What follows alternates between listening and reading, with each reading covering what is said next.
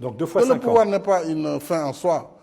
Donc je ferai 5 ans et certainement je demanderai la confiance de mes concitoyens pour poursuivre la politique qui est entamée. Et donc vous avez droit, dans la Constitution actuelle, vous avez droit à 2 mandats. À 2 mandats, c'est clair. Le nombre de mandats ne pose pas de problème. Vous estimez, au Sénégal, vous estimez que pour vous-même et pour les autres pays africains, francophones notamment, hein, on a tous l'exemple du Burkina Faso en tête, 2 mandats de 5 ans, ça devrait être la norme, que deux mandats de 5 ans. Abdou Diouf dit que justement les peuples en ont marre de voir en Afrique. Des présidents à vie, Des présidents à vie, pays oui, président à vie, certainement pas.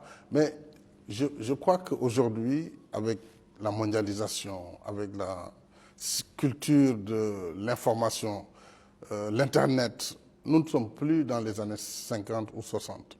Donc le monde a changé. Les citoyens ont changé. Donc la manière de gouverner aussi a changé. Par conséquent, les 2 mandats me paraissent être un idéal. Ça me paraît être un idéal. Une décennie. Une décennie, si on n'a pas fait quelque chose en une décennie, c'est qu'on ne le fera pas si on a plus de temps.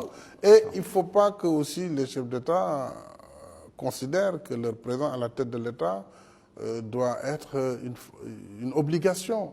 Je pense que si l'on considère que la présidence, c'est un mandat au service de son peuple, si on a la chance de l'exercer pendant 10 ans, on doit pouvoir donner la main à quelqu'un d'autre et puis aller faire autre chose. Il y a plein de choses qu'on peut faire dans Sophie la vie. Madibo, En tout cas, moi, je m'inscris dans cette dynamique et je pense que chacun devrait méditer ce qui se passe actuellement pour éviter, bien entendu, des soubresauts et des violences inutiles. Donc vous maintenant, les pays étant différents, je dis toujours cela, gardons-nous de faire des jugements globaux et d'appliquer une recette pour l'ensemble des pays.